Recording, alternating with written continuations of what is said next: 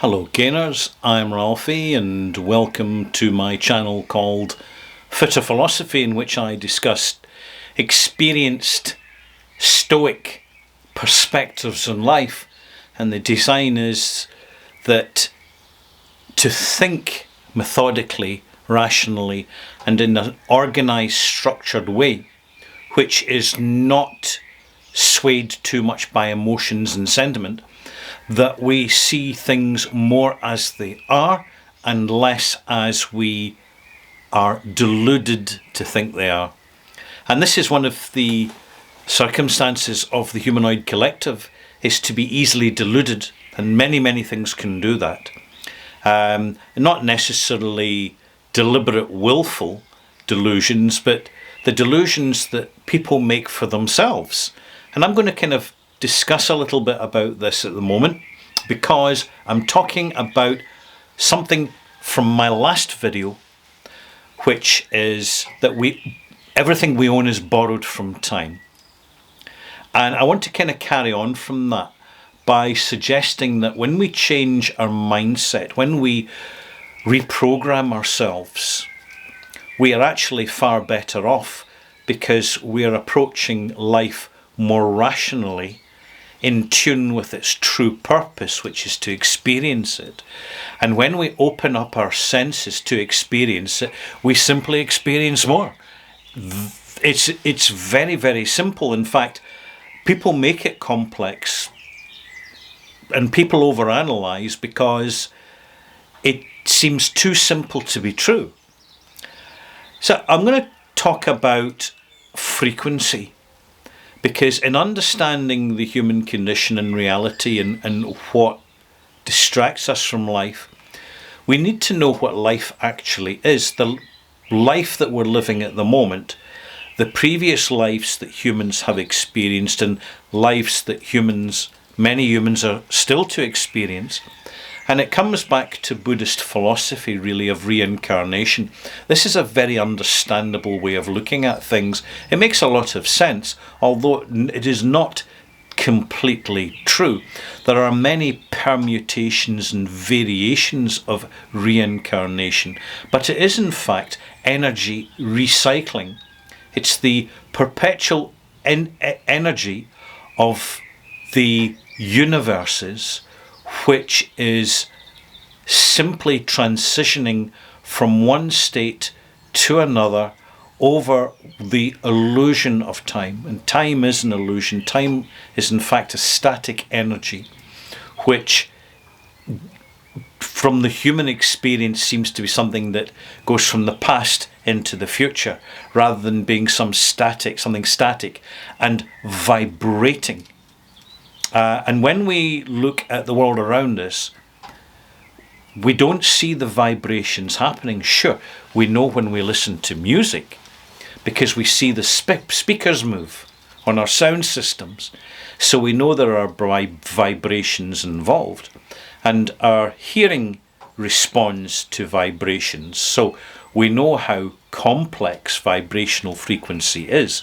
We know that we can hear very low sounds from a bass or from a drum and bass sound system. It can get really low, such as to the extent that even the floor will shake when you're in a club.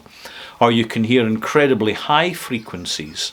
For example, a dog whistle, it's beyond the range of normal human perception, but when you really listen in, you can actually just about pick it up, although a dog can hear it very clearly, because their range of hearing is different from humans. Such as this range of smell in a dog or cat is far more advanced than with humans. And at this point we realise the complexity of our senses is relatively narrow field. And it's only our intelligence, our intellect, and all the stupidity wrapped up in that gives us the illusion that we're somehow smarter, because we can imagine, we can perceive, we can rationalize, we can philosophize, we can create structures, thought structures, which are beyond the range of dogs and cats and many animals, although not all. And it comes down to frequency, because what is the matter around us? What are the bottles, the plant pots, the disposable candles? What are they actually made of? They're made of stuff, but that stuff is literally the embodiment of frequency made static. In other words, it's energy that's been locked or frozen into a particular state for a period of time.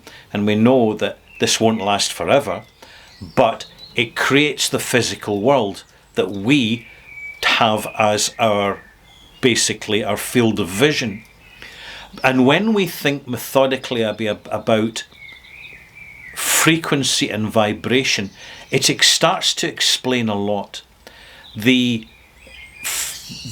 positive frequencies and the negative frequencies, and you'll easily find these videos on eBay, and when you listen closely to negative frequencies, you will find yourself getting fired up and depressed. Whereas when we listen to positive major chord, middle C frequencies, we do find ourselves feeling less stressed, less frightened, more empowered, and thinking more clearly. And therefore, why wouldn't we, in life, invest in positive frequency, positive energy, positive company, so that we take the frequency that we've inherited in our birth and we amplify it, we generate more, we control the direction of our personal frequencies from the past into the future, and as such we will find, as the Buddhist philosophers and the ancient the old texts, modern texts and reincarnation highlight, we will transition from a lower frequency life to a higher frequency life. And this is why, when we fully understand that we own nothing in life, everything is borrowed from time, we understand the importance and value of time. So to invest in it in a way where we're not paying taxes, we're not just accumulating stuff, we are not buying into other people's frequencies, we then have the space to tune into our own. And if they're positive, we automatically will have better lives. It's really that simple. Thank you for watching. As always, my videos are not super simple, but we're dealing with the simplification of complex notions, which in the age of the internet are so much easier to explain, because they're enhanced by sharing what we explain and then revising how we explain what we explain. Bye-bye.